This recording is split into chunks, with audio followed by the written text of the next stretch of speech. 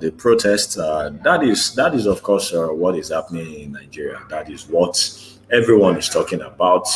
We know protests don't stop already, but even as we speak, we still have to talk about the protests, the lessons, and of course the way forward. Well, some other thing that we are talking about in Nigeria, it's about the speech by our president, President Muhammadu Buhari. Remember yesterday at 7 p.m., he addressed the nation.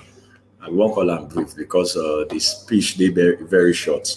So we can as well say brief the nation because yeah, he spoke to the nation in a recorded audio. It is not really that it is important for us to specify that it was recorded, but it's just because recently, it not till we our president address us live. Before he became our president, he's used to talking to us live, granting live interviews.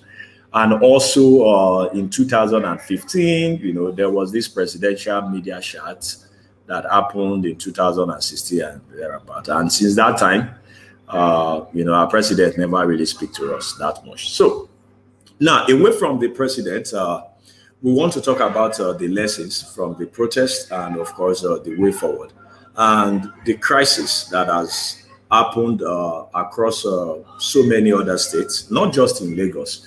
Because for those who do not know, presently as we speak, Ondo State is the governor just lifted the curfew. Even before the governor announced lifting the curfew, we understand that there've been violence in different parts of the state, especially in Ondo Town, in Akure, also in Okitipupa, the Ondo South Senatorial District, and properties, government property mainly, neither born. Destroying a local government, a police station, INEC office, and every other thing. So today on the program, I have Mr. Schwartz, who is going to speak with us. He's going to speak on the NSAS protest, president's speech, and also the lessons learned. And also somewhere in a part of Lagos where they don't really enjoy power supply, we have Deji Faremi. So good evening, Mr. Schwartz.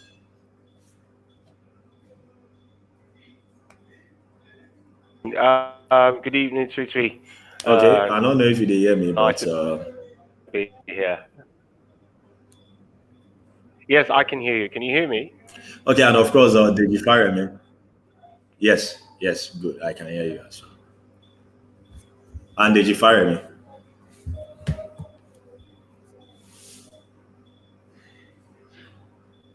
Okay. Hello, Deji. I'm with you. Can you hear me? Okay. While we wait for Deji, let's just go on Titus. So let's me start like this now. What will be the first thing when you really make of our president's speech? First of all, I'd like to take it from the angle of the clamorings by people for a presidential address or speech from the president to address the situation. And because of the state with which the protest fell in, it became a lot important for the president to come in, and possibly people were hoping that in his address it would clear the air as regards the unfortunate incidents that played out just in 72 hours. And so there were high hopes and expectations, and unfortunately, people ended up being disappointed. And so in the end, it's just a situation where the very much common approach by the government being led by the president is still very much in play. And I think it would have been a lot better if people hadn't watched or listened to the presidential address last night, because the highlights of the address would have been to address and mention, if not elaborately, mention the unfortunate killings of some innocent and peaceful protesters at the Lekki tailgate. So I think that really took out some, sincerely, some notable points mentioned by the president in his address. A lot of them would have made a lot of sense if he had, you know, the how would I put it? I wouldn't want to use the word moral fiber if he had the scruples of a leader Mm, to mm, mention, yeah, to mention the unfortunate incident. I mean, it's inescapable. You cannot escape that part of your address. I mean, people definitely come for you, come hard on you for not mm.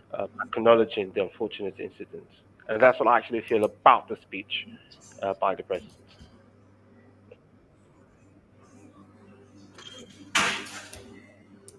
Okay, now we have audio from Deji Faraday. Okay. Deji, good evening. Yeah. Welcome. Good evening. Can you hear me loud and clear now?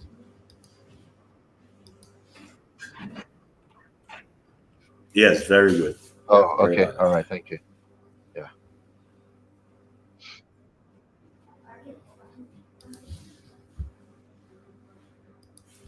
So, what is your takeout from our president's speech? Okay. So, like Titus said already, I think one of the major points for me taking out of the speech was his lack of empathy. A lot of expected that he would touch on the current situation, the entirety of the current situation going on in the country. He spoke on some things, including the protests, and he expressed, how he wasn't so pleased with how the protest went, the direction with which the protest went, which was a good point. That was good. But right after the protest, and I'd say especially in Lagos, for instance, just to be sure, protests are still going on in some other states. So all due respect. But then on Tuesday, there was the major incident in Lagos right after the protest. Once the curfew was set on Lagos, and it was a very messy incident. Soldiers firing at unarmed, innocent civilians. That's a major talking point. It's been talked about across the world. In foreign media, people are talking about numbers of how many people were killed. There's been a lot of reports, bodies being carried away. And I'm surprised that the president touched on that. The president touched on, the mayhem that was set loose on Lagos the next day when people were killed indiscriminately in the streets.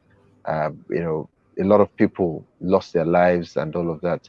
So for me, I feel like the president, and I don't think it was a mistake. It seemed intentional that he decided to leave out certain details, just to be sure in a few he posted a few tweets earlier about 1 hour or so ago, and he touched on some of these things. He spoke about the number of people that were killed. He spoke about some other things that he didn't talk about in his address yesterday. So at this point, I'm not exactly sure what it's about. I'm not sure, if it's intentional, if he's not, if he's trying to pass a message across to the people. But it doesn't show someone who's concerned about major things, especially when it comes to lives. I think, at that level, lives or the lives of citizens should be important. It should be a major issue for the president to talk about. But Tusi, just before I conclude, a quick one. It's not surprising as well. We've seen this so many times in the past. We have Boko Haram cases still going on in the north. Every day there are still talks of people dying. Both on the Nigerian side, both on Boko Haram side, both innocent citizens, and the president doesn't even talk about it. So I don't think it's new. It's something unfortunately we've come to get used to.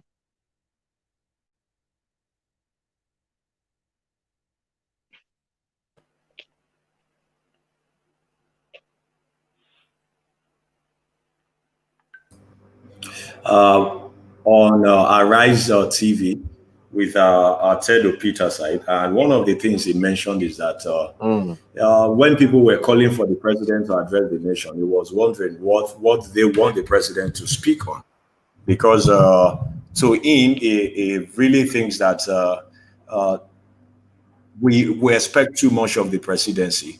And also, he did mention that we have governors who should be at the top of these situations because this particular incident for Lagos, for example, it happened in Lagos, and the governor had been top or at the top of the situation, going around and addressing people.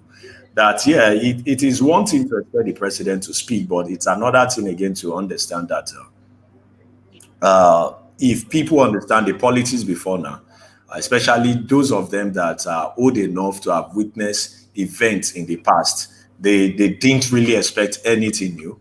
But surprisingly for him, he would blame those, the writer of that particular speech. And that is something you've just touched on because people kept wondering, should we blame the president or whoever wrote the speech? And then again, we understand that it was a recorded speech, and so some people were thinking Mm. that after the editing and everything, how come nobody Didn't saw someone that, oh, mention? Mr. Yeah. President, you've missed a particular key part, which, yeah, we make people really the call say we need the president to address us. Let's not forget that when the protest was on, at the very early stage of the protest, he came out immediately to speak.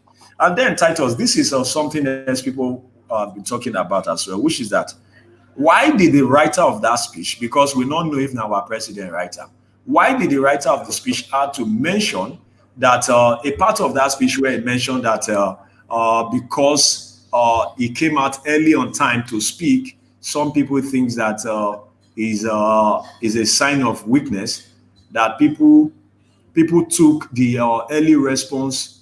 Okay, this is it now. I'm going to read it out. I just want everyone to see that for those who Okay. have not seen it or those who not hear the speech now, where he said that okay, yeah, this is the statement as written out on his Twitter handle. Sadly, the promptness with which we have acted seem to have been misconstrued as a sign of weakness and twisted by some for their selfish, patriotic interest. So, Titus, do you really think that that was necessary? Because it sounded so much that okay, you just want the people to understand that whatever it is, responding on time does not mean that you were weak. You could have just ignored everything that was happening and just been mute all the while and not say anything. First of all, I think on from the angle of a government, I think it's such an irresponsible statement to utter. Um, you see that the government, in its usual form, lacks considerable ingenuity to respond to um, situations of crisis in Nigeria. So it's something that's well known to everyone. Unfortunately for them, they misconstrued. Now, this is where the misconception or misconstruction came from. They misconstrued this particular protest to be every normal youth agitation. And so if they come out to utter or share a few words, possibly this protest doesn't have that sort of integrity and determination to continue. Not knowing that as a government, it's a protest that had everything working perfectly. It had the features of a well coordinated one, and it was a protest that was like any that wasn't like any other protest that we have witnessed in the history of the country, especially when it's being put together by a particular age group, the youth of the nation. So I thought two things played out there. It was just the government being typical in the aspect of lacking, like I said, the considerable ingenuity to address cases or situations of crisis. Now, in the case of the president referring to that they made, of course, they made utterances. They came out to make utterances. So the protest was very articulate. What we are asking for is action. So at that point, it should have been very open and very clear to the government that mere words wouldn't actually work in this situation because it was very clear that there were cases or instances in the protest where the protesters were referring to the number of times they've had to announce the disbandment of the SARS department or organization of the police force. So Um, yeah, unfortunately for them, yes. so they didn't take out their time to say, okay, fine.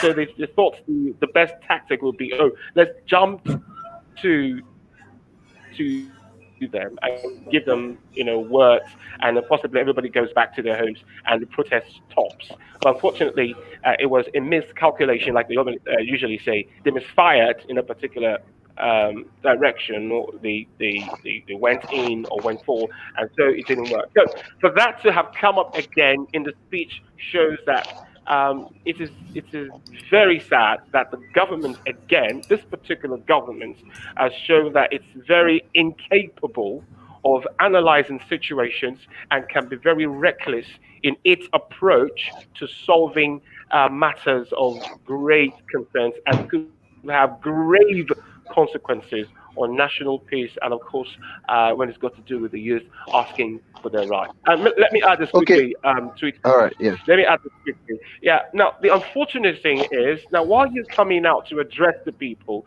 you should have also put into consideration that the youths are exercising a constitutional, how would I say, right. And so that should inform their choice of approach to the demands of the youth. But again, I'm really scared because if you have a government working like this, upside its constitution, then there's going to be chaos in their own approach to any other situation. Maybe there could be worse situations in the future. Okay. Sorry, Tuti, I just want to add, a bit on that question you asked regarding what the president said or how he approached, that part of his speech. It's something we've seen as well in the past. I don't know why there's such a strong desire by our government officials, by our leaders, to prove a point to the people that they are leaders, that they are more powerful, that they have authority. Um, I always expect that when you have authority over people, it should be seen as a privilege, especially when you are elected into a position. It's something that you should see as a privilege, as an honor that the people have bestowed upon you. And I think the president insinuating that maybe he could or he should have taken a different approach by attending to the situation later, or maybe he was taken for granted because he attended to the situation earlier. For him to say that, it just doesn't come out well. I'd say there are a lot of things to be disappointed about in the speech, but that as well, right at the top, one of the other reasons why I'm disappointed. I feel like, like I said already, it should be as a matter of importance that you listen to the people. The people have a right to protest. The people have a right to protest and ask questions for as long as they want. That's something as well that should be cleared. I know a lot of people have said, "Oh, the protest shouldn't have hindered other people going, for their daily businesses," and that's a very great point. I totally subscribe to that. I went to a lot of protests, and whenever my fellow protesters didn't allow cars to move or didn't allow regular things to happen, I didn't feel so happy about that. I would have wished things were different. But I think it's important that the government knows that, especially considering the situation of a lot of things in Nigeria, there will be protests. People will complain. People will ask questions. And regardless of how quickly or how late you respond to these questions, it won't change the agitations of the people. And they should get used to that. Okay. Yeah, I was going to add about interrupting the activities of other Nigerians, which, as we know that as we have the right, everyone have the right to protest. So also every other Nigerian have the right to their daily activity. Should we really blame that on those that protested? Because whose responsibility it is to guide the protest? Because if the government didn't yield complete control, like the protest began as a protest to end police brutality, not end military brutality or end extortion by the men of the road safety. So you discover that at some point they were all off the road. Even last month in Lagos, they were off the road. There was no one on the road walking, even to control the flow of traffic. So you want to ask yourself at a point, was that deliberate? So I'll look at it. I think. Okay, sorry, Satis, go ahead. Go ahead, please. Well, I want to view it from 2 points. The first would be because of the peculiarity of the protest. I think 2 things are possible in terms of how you view the reaction by the government. Now, first of all, they lack the intelligence to react to this sort of protest, where they're thinking because of how, okay, let's say because of the crowd, the protest was able to put together, that they sensed that some sort of violence may erupt, and of course, what is happening now could have happened way back then. So that's the first thing, because these several forces or security groups you mentioned are supposed to be trained to know that in a situation like this, they could have the protest regulated. Even the police were not supposed to be taken out of the equation. And just in case anyone is forgetting, at the initial stages of the protest, we saw some sort of kindness or benevolence to some officers who were on duty, and some were on the front burner of our demand. But there are other things also embedded in this protest. I saw a particular footage, a clip, where one of the protesters was explaining to an officer that there's no need for him to run. We're in this also for you. We're also fighting and demanding for a better sort of welfare and other things in service for you. So first of all, there could be the lack of intelligence. And secondly, if they all stayed away, maybe it was very clear that these protesters are embarking on a very genuine, very clear, and very right exercise in form of the protest. And so we cannot allow them to be well coordinated. So what do? Let's retreat. Let's stay away from them. And we can have them. Let's watch from afar and see what mistakes they actually will make, and then we can counter on their mistakes and then see what we can actually raise against them as right and let me say right standards against the protesters. I think these are the 2 things I particularly thought of in the initial stage or stages of the protest. Okay, so Tuti, I was listening to Femi Falana, SAN. I was listening to him. I think it was on Tuesday. Before the carnage at the Lekki toll gate. Was it on Wednesday? Not quite sure. I think it was on Wednesday. The day after, it was on Wednesday. I was listening to him, and one of the things he said, it was after. It was on TV, and one of the things he said that really resonated with me was, he talked about how the government and obviously including the police didn't handle the protests and the protesters properly to start with. In an ideal situation, once the protest started, the government was supposed to find safe places and secure protesters, keep them safe, make it easier for people to go about their daily activities without being hindered by the protests. That's on the government. That's the responsibility of the government. And I want to bring it down to the basics now. If, say, 5,000 people get on the road to protest, say in Ikeja or in Lagos on Ozumbambadiwe, obviously traffic will be disturbed. Obviously cars will be disturbed. There is a thin line. It's hard to say exactly who is disturbing who or who is destructing who, but there will always be a conflict when there are a lot of people protesting.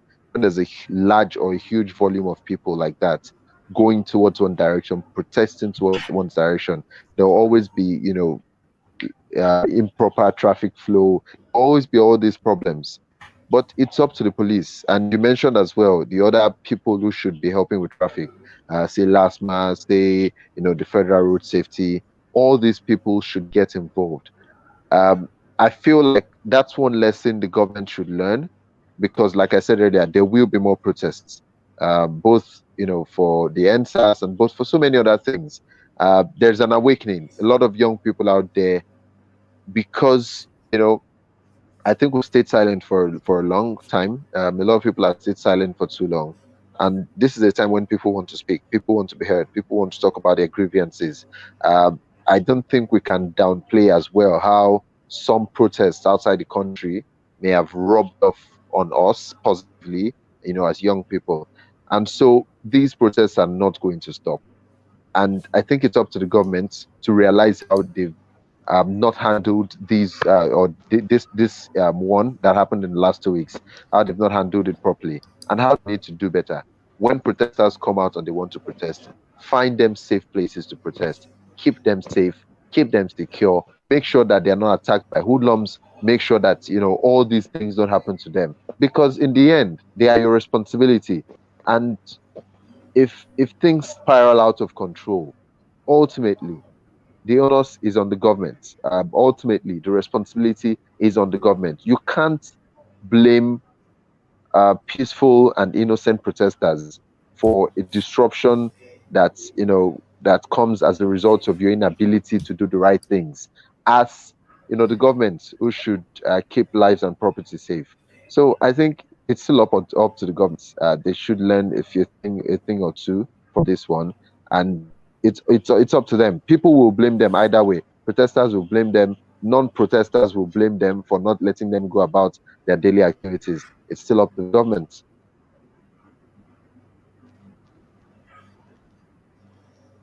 Okay. Yeah, let's talk about this other. Okay, before we go ahead now, let me introduce Ayodeji, who is in Ondo State, because some of the news we are getting from Ondo State has been very terrible. Okay, I think we just lost connection with Ayodeji, but as soon as we reconnect with him, then we'll speak on some of the events in Ondo State. And one of the things, as we know, is that Lagos has experienced a lot of vandalism from hoodlums and everybody. And yes, people call them hoodlums, but I have a reservation about that particular term, though. But same thing happened in Ondo State. But unlike Lagos, most of the attacks in Ondo State were targeted at government facilities. So we have Ayodeji now, who is joining us from Ogbagi Akoko in Akuba Akoko in Ondo State. So Deji, hello.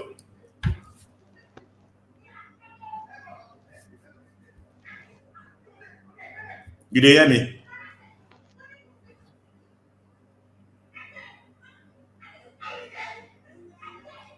Okay, I believe say the connection for that side, the network, not be only for Ondo State, it did terrible almost everywhere around. That now one of the reasons even the titles face a bit the way they. Okay, so let's come to this other thing again, because some people have the opinion that immediately the president and even the police and also the governor of Lagos and some other governors that we've seen across the state listened to the protesters and accepted their demand. Some people have the opinion that we support don't end the protest at that time and just allow them do whatever they want to do. And those who remained at the protest ground and those online and everything, one of the things they were saying is that this is not the first time we are hearing from governments. They have made all sorts of promises before, and at the end of the day, everything just will be swept under the carpet, no action, just words and everything. And that is the reason they felt like there was need to press on and put in more pressure so that the government can yield to the demand and they can be seen as working. Titus, you really think if to say the people don't come off for street, they don't stop the protest after the government accept the demand, you really think we foresee action from government? Like, because let's not forget, it was after they accepted the demand, it was later, about some days later, before the governors met with the vice president and they agreed to set up a judicial commission of inquiry. So you really think, say, therefore, act this swiftly if the protest ended immediately the president addressed us the very first time, accepting and even announcing the disbandment of the special anti-robbery squad? Okay, so because of the sort of government we've got in the country, the only way you could possibly trust any sort of announcement or pronouncement from the government would be a lot of action backing it. And I thought they're more in spending the best than they should be in meeting the demand. So I thought they had it all wrong. Now, if you really mean well and you wish to show the people you're supposed to be answering to or giving their or granting their wishes, the first thing you should be interested in is how very swiftly we can act on their demands and whether they end the test in time will be the least of your concerns and worries. And so you could blame them for state. There has been or we have had situations where they make these announcements and nothing happens in the end. So I think the government at that point in time had no business trying to protesters leaving the street. No. The demand very clear, like I said. The protesters and coordinators of the protests were quite articulate with their demands. So the best the government could do to convince them is, if we are tabling to you that we're asking from you, the least you could do as a government then would be do two things and immediately. And then if they had evidence or they had something to throw that, okay, fine, youths, now these are two things we have done already and everyone can see them clearly. They've been set in motion or set in motion and things are happening already. I think that convinced the protest, the street, and the protest will have taken a break from there, and then maybe other interactions between the protesters and the government would not be something we'll be doing on the street. There'll be other platforms for that. So unfortunately for them, again, it was not going to happen their way. It was supposed to happen the right way. More interested in granting the wishes, yes, the demands of the protesters, and then by action, they will be convinced, and of course, it will be easy for you to convince protesters to get off the roads and the streets.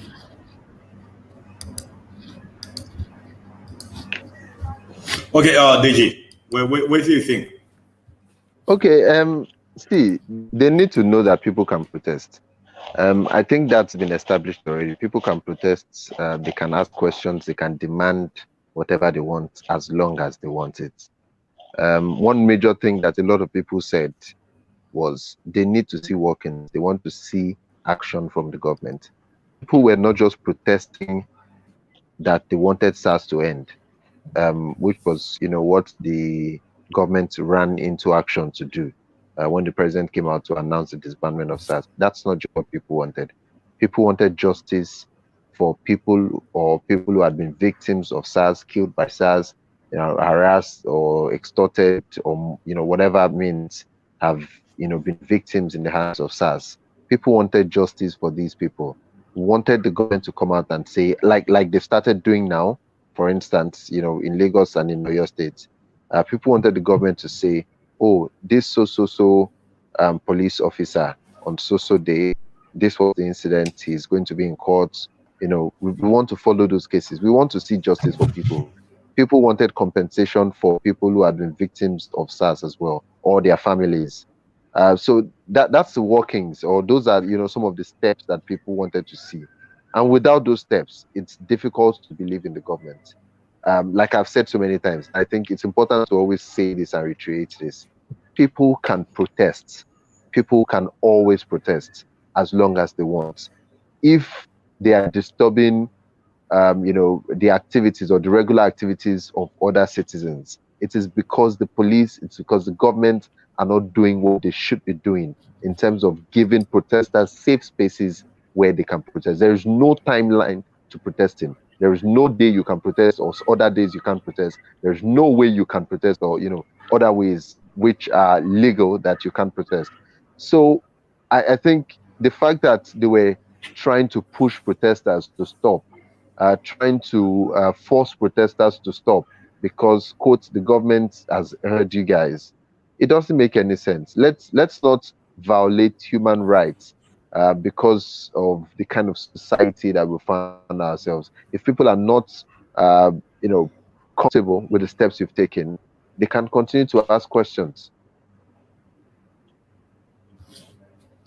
Okay, before we move on to discuss the way forward, this is something I've been thinking about when I see people on social media complain about the attacks of property and every other things in Lagos. And I was just saying to myself that maybe we are forgetting something. We've probably have forgotten that during the period the protest lasted, there was no. The first period we saw any attack, it was attack on the protesters and not attack on any government facility or any infrastructure. So then government went and it ahead wasn't even to declare attacked by the protesters. Yes. So there was no attack. So government went ahead to announce curfew. And there's still something that is shocking to me, that you announced curfew and how did you intend to enforce the curfew without having security operatives on the road?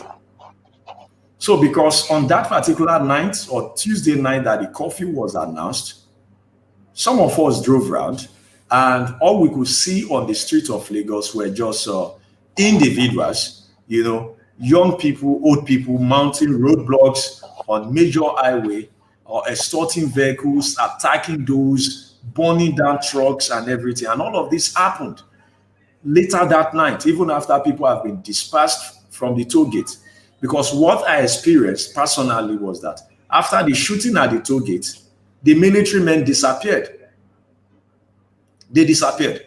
They were nowhere, even around Lekki Phase 1 or anything. So that is why you could see that the period they set the Ikoyi Plaza on fire was later that night.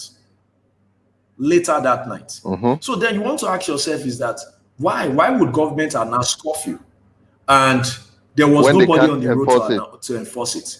Was it an intentional attempt? When they can't enforce it, was it an intentional attempt to say, oh, let all of this happen so we can pin it on protesters or something? Because it was yesterday we saw armed soldier men or military men on the street, and just this morning everyone disappeared again. And you want to ask yourself, what is going on? How do you enforce curfew without the security operative? So my thoughts, and I thought about these things exactly, and my thoughts were, if they are not, if they can't enforce the curfew after announcing it, it's either, like you said, it's a scheme by the government, which I'm going to put that as my last option. I'm going to believe that the government are not trying to scheme against their citizens to, one, shoot at them indiscriminately, and to now try to pin a chaotic situation on them. I would say that, and this even further enforces the argument that a lot of protesters have had. I think we are very understaffed as far as our policing is concerned. I don't think we have enough police officers. I don't think we have enough people to maintain law and order in Lagos State or even in Nigeria as a whole. Because when you announce a curfew, the very first thing you do once the curfew starts is to roll out policemen. Or, if you are thinking of using soldiers to enforce it, whoever it is you are using, you roll them out immediately the curfew starts. And what they try to do, what I would expect them to do, is pick up people who are disobeying the curfew. You may knock some up, you may keep some stranded, or you may keep some right where they are, and they don't move. you make sure that the streets are filled with these people. But what have we seen? From Tuesday, right after the shooting at the Lekki toll gate, we didn't see policemen on the road. We didn't see even soldiers on the road. Everywhere was empty. Everywhere was free. In bits, you'd hear about policemen showing up in one area and policemen not showing up in another area. And so for me, I'm thinking, are we really understaffed? Is that the problem? And that question starts to beg. Or is there just a level of incompetence that our police can't even handle a curfew situation? Don't forget that once the curfew started, we had, I don't know, maybe 70% of Lagosians indoor, maybe 80%, maybe even more indoor. All you had to do was control some people who thought that was an opportunity to get out on the streets and loot and rob and damage property and do all of that stuff. All you had to do was handle that very few. How can you be able to do that? It doesn't make any sense to me. So maybe your theory is right. Maybe it was a scheme, but I don't want to believe that the government are playing themselves. I don't want to believe that the government are Uh, setting um, themselves up to fail. I think, Deji. I think we may be trying too hard here to avoid a certain element of truth in the whole matter. The issue of thinking if the country or the government, in the aspect of policemen, that they are understaffed, I think could be Mm, a very I think it's something too brilliant to link with the Nigerian government. I think it's too perfect an excuse, too much. How would I say it? Intelligence in that. I don't think that is the problem. I'm sorry. I want to take you guys back very quickly. The protest gained momentum in several ways. It gained momentum in several ways because of the reactions and or inactions of the government. Guys, don't forget that. So mm, the more complacent and uninterested the government were in the mhm. course, or they were displaying that in the course of the protest, made the protest more intense in terms Give it of more its. intensity. Yeah, yeah. Yes, yes, yes.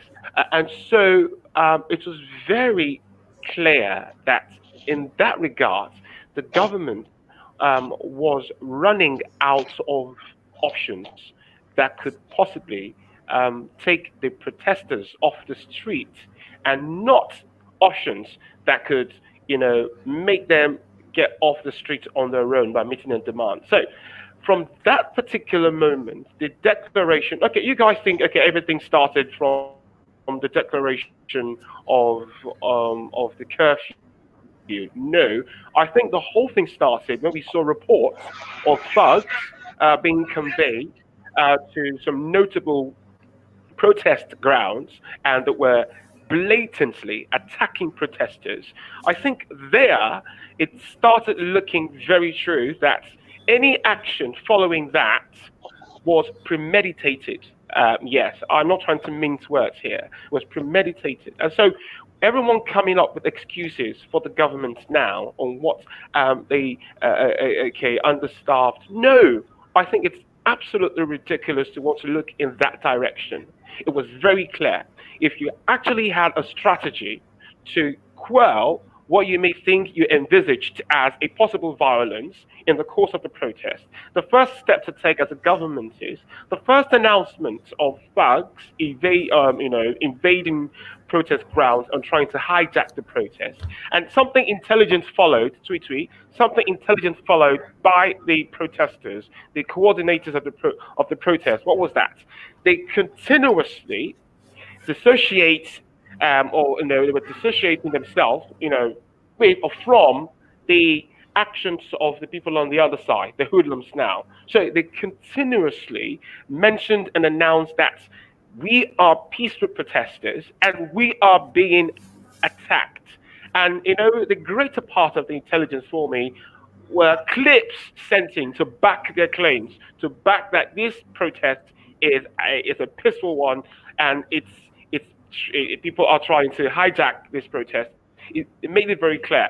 Then the government, a responsible government, would have stepped in there to investigate that and ensure that, okay, we'll go after the hoodlums and we'll take them out of the equation. Other than that, anything following will be with the full knowledge and support of the government. That's all I can say. My fear from this is that it's either we have a highly uneducated government, or we just have a government that is just been given to sheer wickedness and brutality.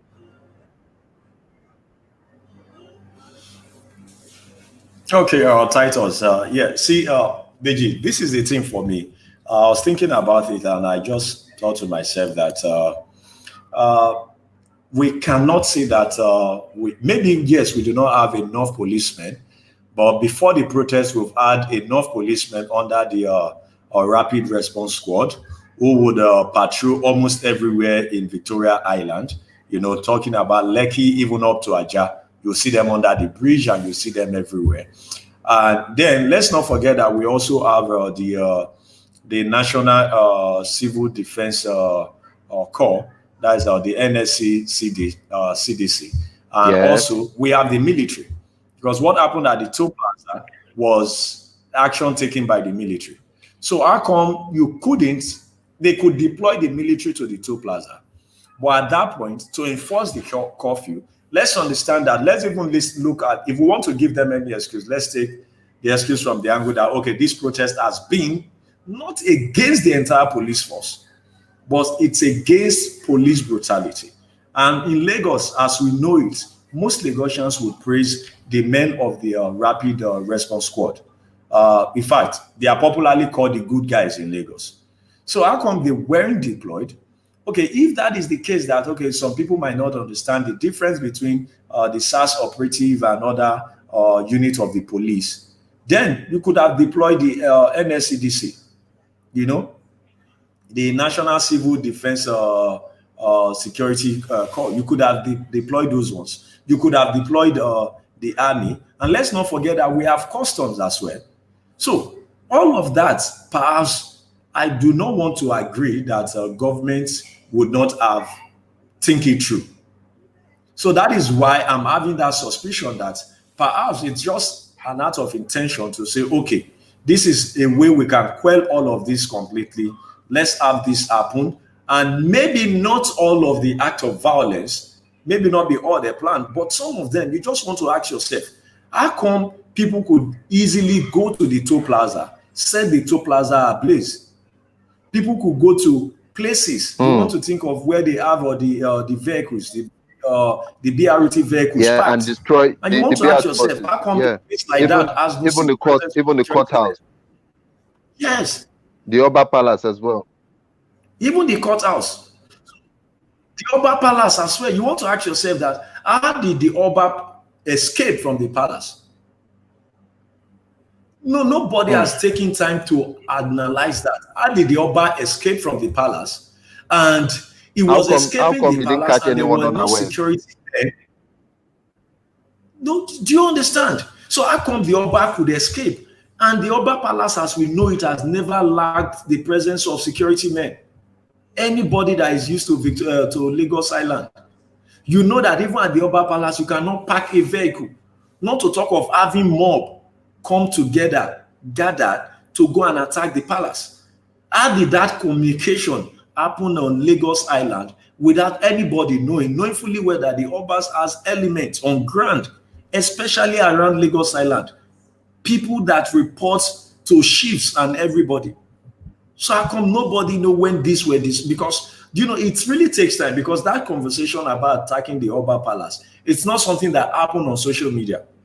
Because right now we understand that social media is the easy way to have people gather. It didn't happen on social media. So how do you think that young people, or whoever the perpetrators are, could have easily make phone conversation and talk to one another, walk from houses to houses to cities? They were confident that it was possible. And they were confident that it was possible, that they wouldn't be repelled. Guys, the the shocking thing here is at the time, the whole protest and everything escalated. We had notable points.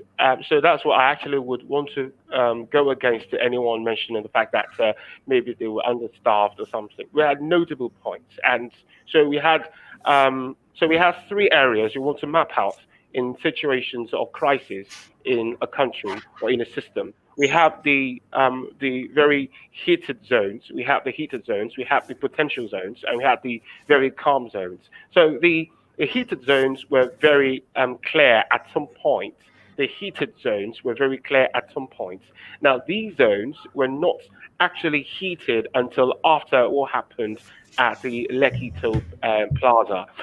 Unfortunately, again, I think the government had the opportunity to actually peacefully and in the best way hijack the protest. How? The From the moment we had reports of thugs in Lagos and some parts of Abuja, from these moments, if they had swung into action and they had had one or two people arrested and the police had come out in numbers to guide protesters who at every point were flying the banners of peace. Yes, we have no intentions to vandalize anything. We're not going to attack police officers. As a matter of fact, we have been giving out refreshments also to police officers who were on duty in or at the initial stages of the protest. If the government, like I said, was smart or they had good intentions in the beginning, then this whole matter will be at a table making merry now of everybody laughing and being happy about it. So again, guys, before we lose our vocal cords on this matter, again, two things are very clear. The first would be that we have, again, I'd say, an uneducated government, or a government that has no respect for its constitution. And of course, a government that doesn't respect its constitution will struggle in respecting its citizens, let alone catering for its citizens.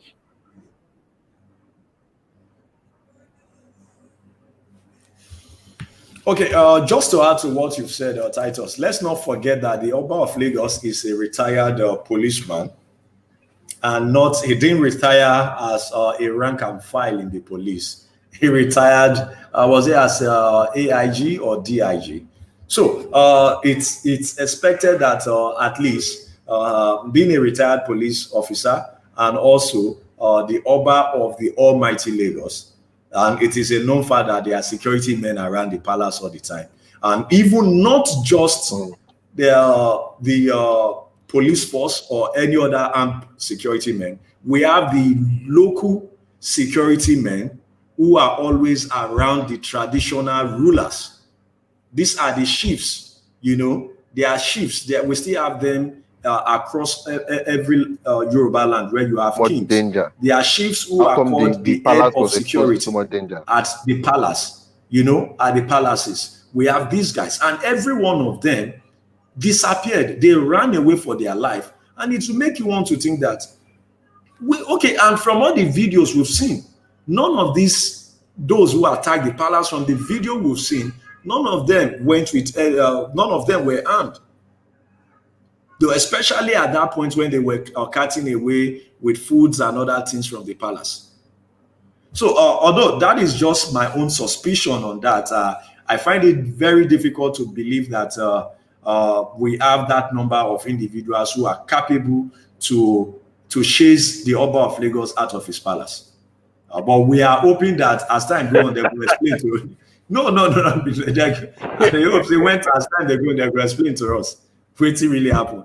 But then they will just see it. Because you know why? For me is that if you look what they happen for social media, you'll discover that there are some people want to change the narrative of what happened to say we have a particular, this is caused by a particular ethnic group, let the Yorubas, they want to turn out to an ethnic team, if you understand. So that cannot be unintentional. You go no say this thing has some intentional calculated something. Say, okay, these are ways we have to win this, because why can't they talk some of these things? Ted Peter side said something during the interview with Arise News. He said immediately he saw that video of a young man in Abuja that was addressing the media, threatening protesters, giving the IG of police 48 hours. I don't know if you see that video. That young man. Yeah.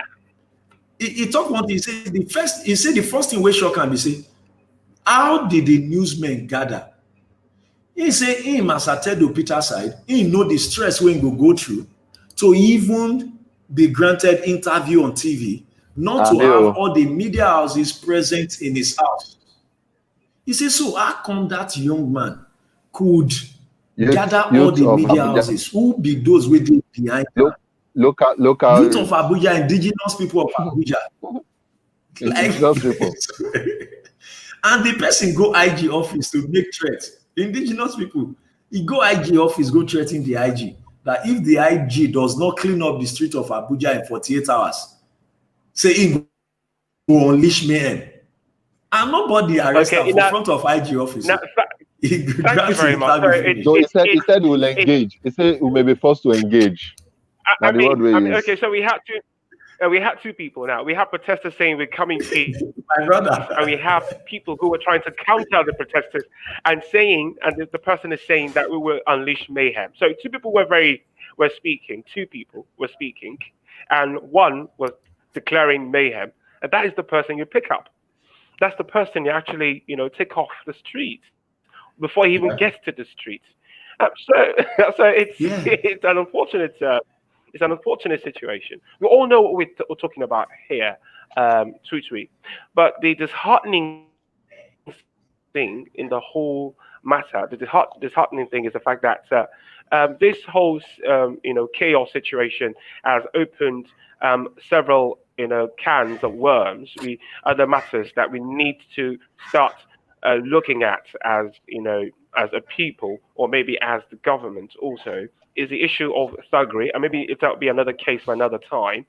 It's very clear how it's another terrible situation in the nation. But looking away from thuggery and not bringing that in right now is the ability of the government to be proactive, and we can only do that with actions, not with words. Not with fancy or well-written speeches or well-articulated pronouncements. Or recorded speeches. The best way to move in this time, in the 21st century, a responsible government meets demands. A responsible government works better with actions. Words were words, and will still be words, and there will be words. Words were things that we used in the days of King Henry VIII, and other, in the 18th century and way back then. Work, work, work now. That's what the people are asking globally. Work, show us. Don't tell us. Show us, do it. Okay. Just as we go, they try to find a way to look at the way forward and all of this, because that now which titles not they talk already. We get Perustica. Perustica is joining us from the US. Perustica, good. I don't know time for US now. She now midday on a day. I've been at night. I've been day just a break. It's around 5. Got to work too, man. The evening.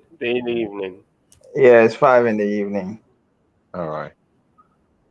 Yeah, man. Oh, okay. You see, these now the people that will get international connection, so they know they know time. They know all the time. Abby. Yeah, everyone has spoken well, man. This our president in the 21st century. You're still doing a pre-recorded briefing. Who does that? You're addressing the nation. Like, come on. And it's pre-recorded. Not even Donald Trump. Even Donald Trump comes out, even if we know who he is, I mean, his old behavior, but it will be there. It will tell you fake news, fake news. I don't want to talk to you, but still, he's there. People are seeing it. How can you record your briefing addressing the nation? And man, when I see him, man, my head.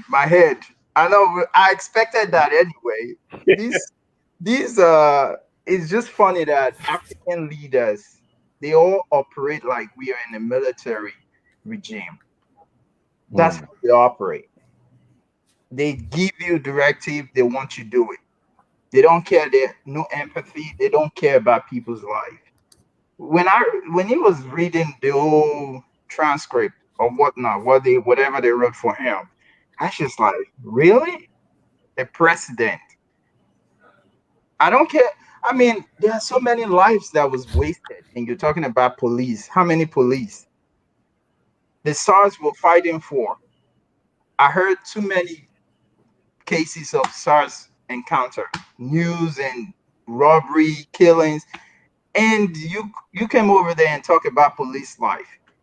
And there were Lakey massacre, people were being shot, military, and they did that and disappeared. Man, it's crazy. And you put a curfew in the time frame where how are you gonna get back to your house? Can you imagine that? The time frame for you, even on a regular day, there's no curfew. It takes you hours to get to your house. And you're telling me people are protesting peacefully and you're putting curfew. And when the hoodlum comes in, there's no security around. Now it's the hoodlum breaking into innocent people's shops. And now I'm seeing on Twitter the foodstuff that was stored in a warehouse. Can you imagine these people? For how long? You kept that from everybody till now. And you're using that to just, everyone's attention now is that. Forgetting how it all started. So they use it every avenue to just take people's mind To off, distract us. to Yeah. distract us. But it's not working because this is bigger than them, and they know that. And I'm really impressed with the old protesting, you know, marching this time. Unlike prior times when they hear the gunshot, everyone dismissed and that's it. Hoodlums take over and they resolve it. But this time, everyone is hashtag still going on. I mean, people that, man, it's hard. It's hard. Um, you're playing the food stuff. The warehouse is so big, man. Look at the food stuff you stored there for months, and people were dying. I don't care about the COVID. People were starving. You kept that from them. Until which way now? Until which way? Even Lagos governor, I think say Lagos be better. Oh. For seeing this, man, I have a different mindset on Lagos. Lagos governor. I thought they were the best. Everyone, oh, Lagos, Lagos. But come on, how can you punish your own citizens? How? Tweet. I don't Okay, want that. Perostica, just to add to what they talk about. Okay, just to add to this, for those who don't know, not the only Lagos that don't see a warehouse where they store food. Remember this before now that when the government of Lagos they addressed, they said the food stuff not meant for Lagos alone. They're supposed to even distribute to other southwest states. But we don't see a warehouse for Ede in Osun State already, where people don't go loot as well. And people are looting so many warehouses already where they store some of this COVID-19 palliatives. But away from the palliative situation now, let's talk about going forward. Just if we can do this in 20 minutes. Let's talk about going forward now. What is the best approach now?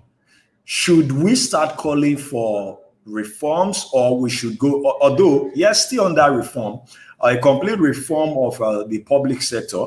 When we're talking about the public sector, we're talking about departments and agencies of government, or we should be calling from restructuring, that is talking about the system of government we are running at the moment, and then threshing out through federalism. Because someone said one thing, that it is a shame that the governor of a state affected by a crisis like this would have to try on 2 attempts to reach the president and couldn't get through to the president. And for me, one thing for me now, like, why the governor of a state, where they go through this kind of thing, go need to come travel, go Abuja, go see the IG to submit the people petition again to the IG. So what do you think we should be looking at going forward? Should we continue with the call for a reform of public offices, the public sector, or we should just go for a complete restructuring?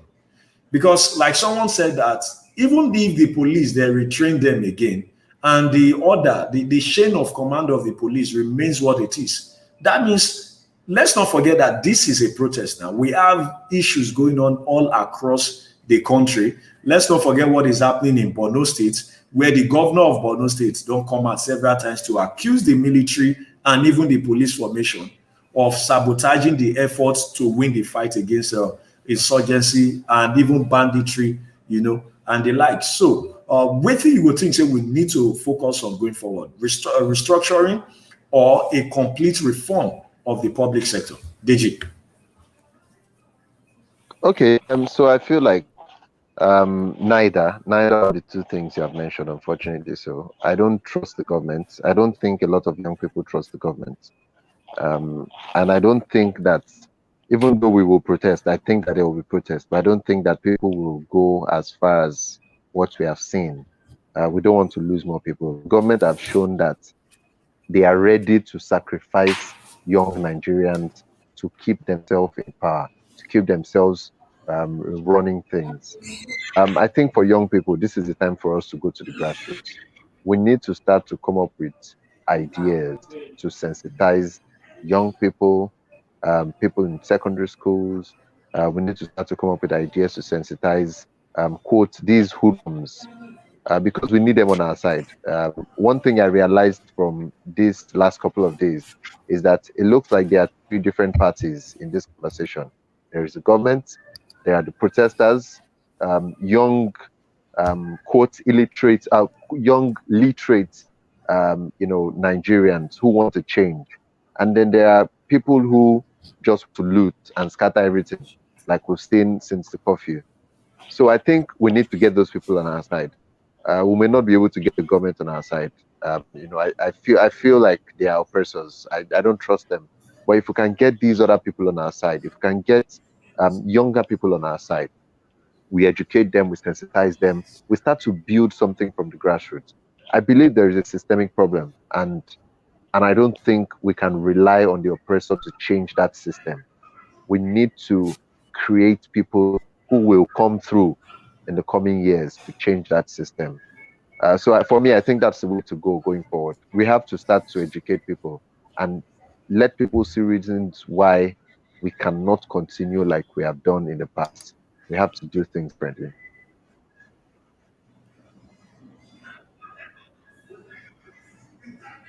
Okay, Titus, we lose connection at one point. So what we are talking about now is that going forward, should we continue with the call for reform of the public service, talking about the departments and agencies of government, or should we call or change the call and call for restructuring,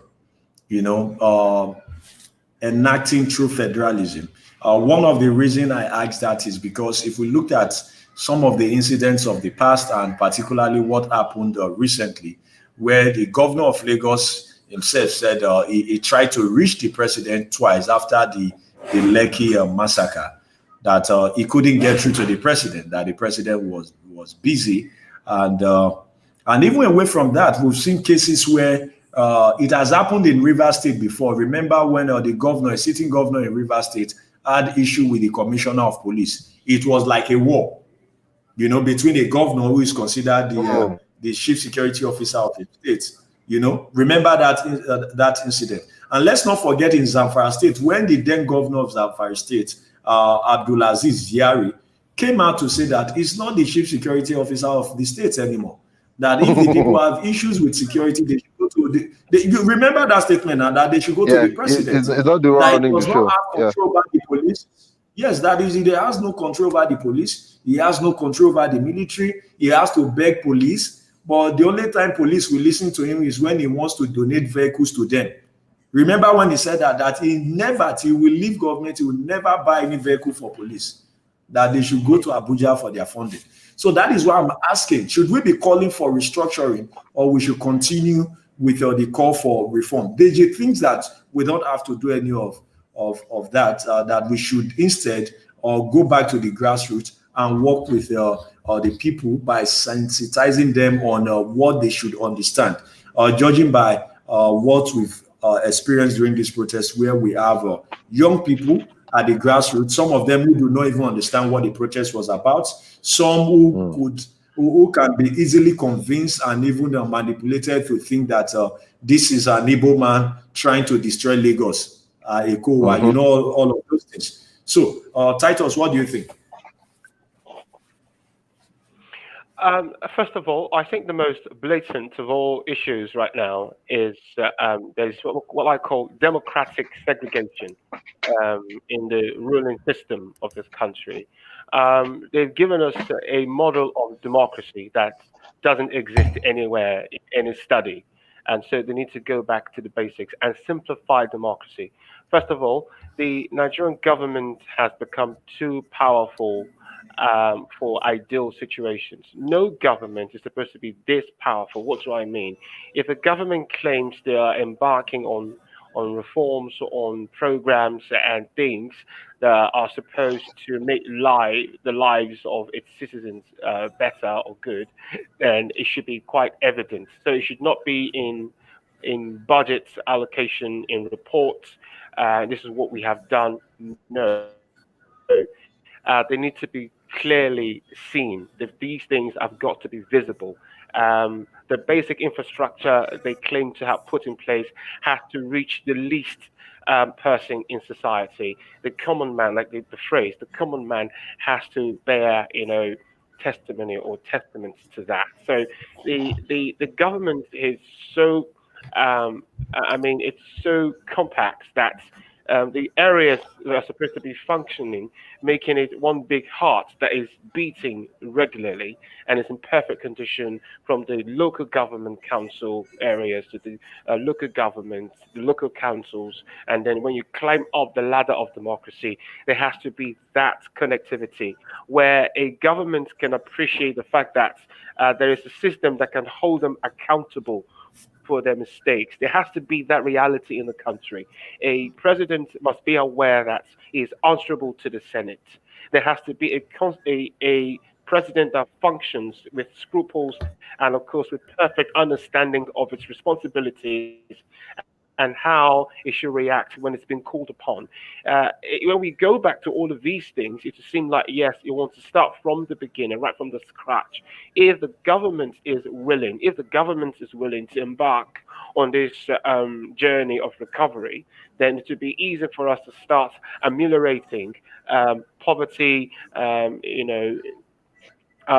lack of basic infrastructure. There has to be easy access to basic amenities. I mean, when we say basic, in 2020, the most basic of all amenities are not available to people.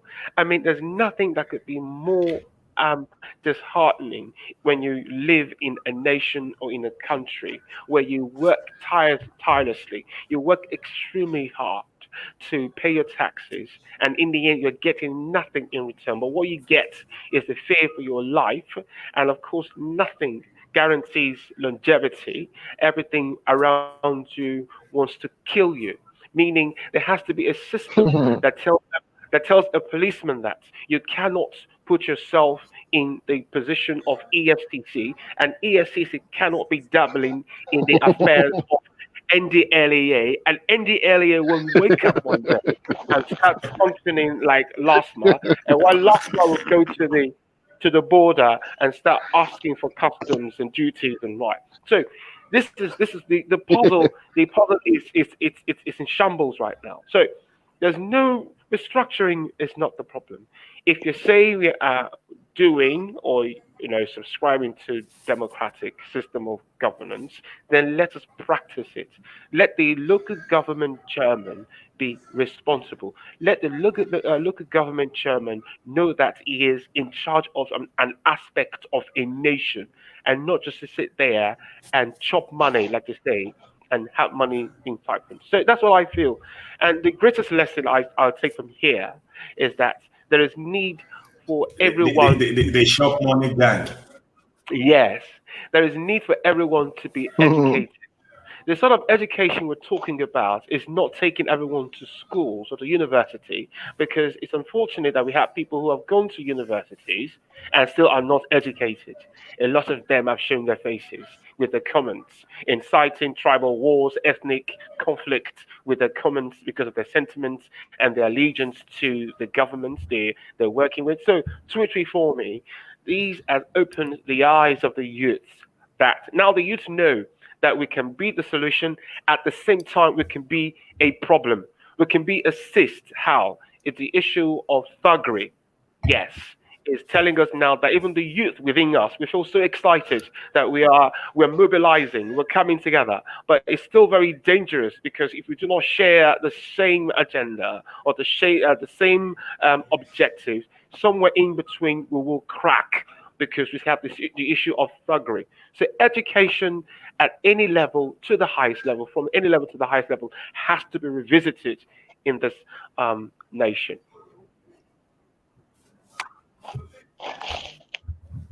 Okay, Perustica, let's come to you. What will be your take on this reform or continue with the call for restructuring? Neither, I'm with Deji on this too. The reason being, when did it all went wrong with Nigeria? That's something we should know. It's not even, let's forget about this whole protesting. It didn't start with just the government. Even though everyone from the bottom to the top need to be reoriented. Their mindset need to be refreshed. Our education, our infrastructure, we can't we there's nothing to write home about. I just even found out that there's a section in our constitution that cannot, if you're rich, you can't even construct your own road. The government has to do that. So if you are living Yeah, in an yeah, area that is yes, true. sleepy, you Yeah. have to leave it that way. I didn't know that, because I was pissed. Like, why can't this rich man, and some barrister I was talking to said, dude, there's a it's a law there. You cannot, if you do it, you will go to jail, because that's against the constitution. It's just, there's so many things we have Yeah, to do. okay, just to add to it, Peristica, just to add to that particular part, this is what happened actually. If you have the money to construct the road, this is what you do. You write to the government. If it's a local government road, you write to the local government directly. You appeal to them. You explain to them that you want to construct the road. They will call you and want to know why you want to construct the road and everything. And then they will ask you, in some cases, that you release the funds to them, that they will construct the road. While in other cases, they might ask that no problem. If you want to construct the road, they will have to be the one that will produce the contractor.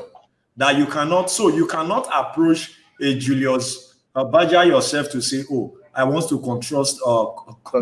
construct this particular road. So it has to be the government doing that.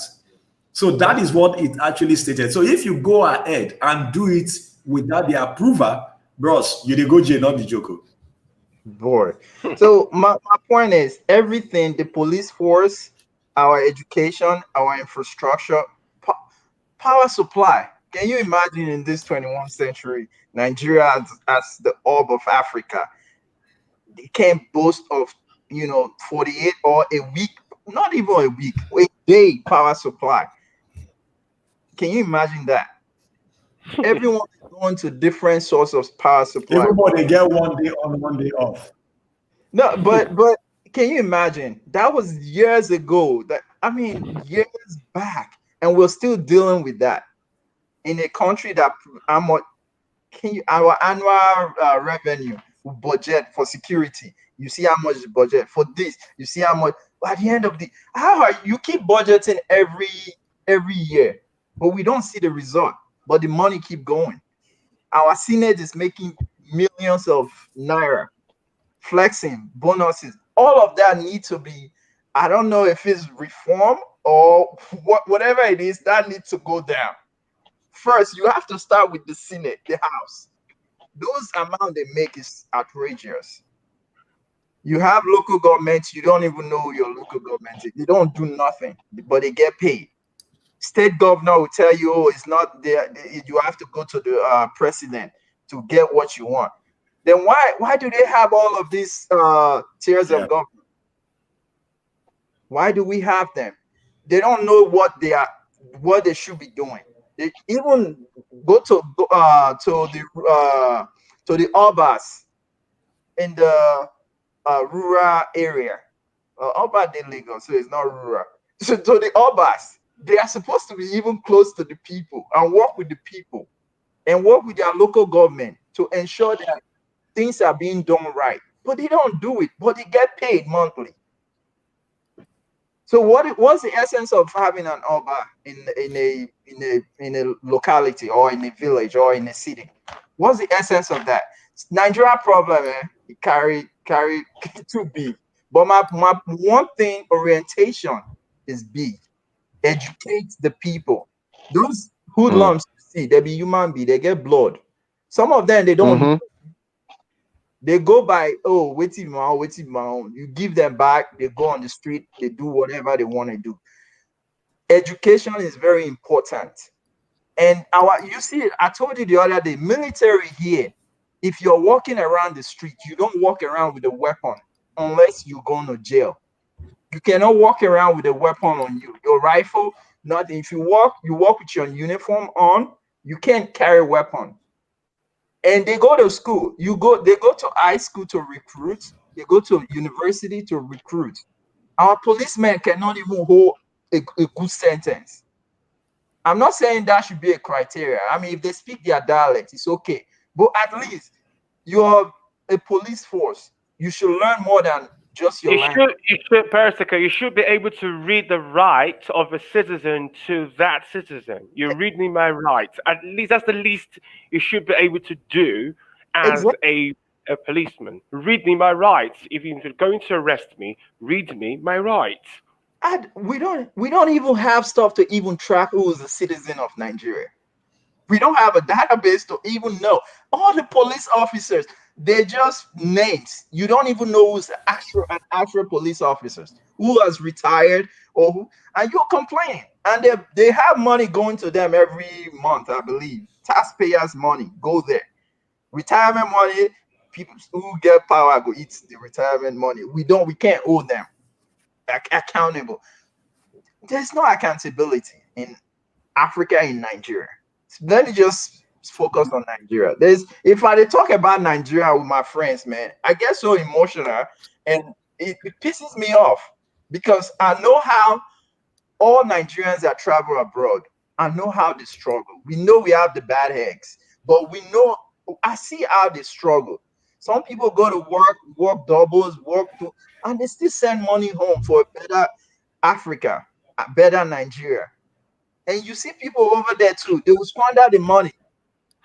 So I mean, it's not just about the governor, the president, or it goes a long way because they will tell you it's my right.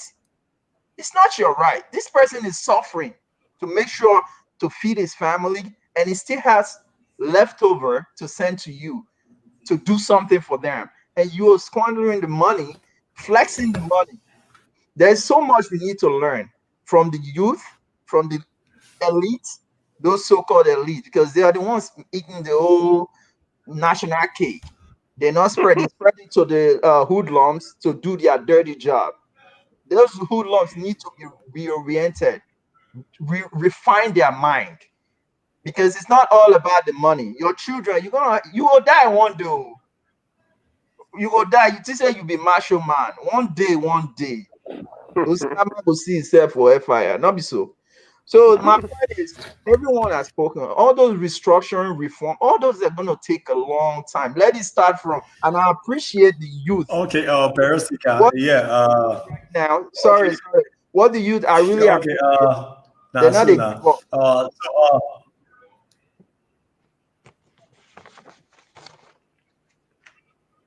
I know they hear you again. I'll be talking on. True, I know they hear you. Can you guys hear me? Yeah, I can hear you. I deal with you. Yes. Go on. I hear you. Oh no, I just said I appreciate the current generation, Hello. what they were doing. I just said it Hello, was. Perestica. You know they hear me. You they hear me at all? Can you guys hear me? Yeah, we hear I you. can hear you. I can hear you. I employ. Yes, go on. I hear you. Yes. What they are doing right now, I really appreciate, and it's really a good step. You know, like I said before, when prior times when the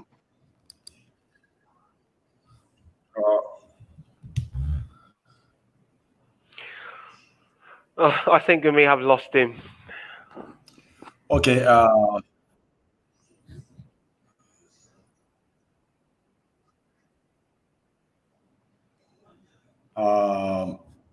Okay. I don't know. Yeah. Perestica.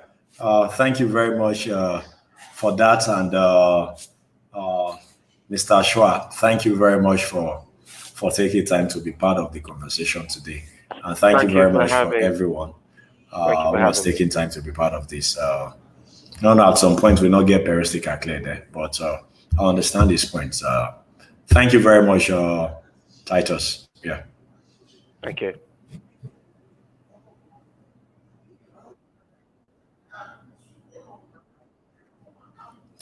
Okay, so we'll do this again tomorrow, guys.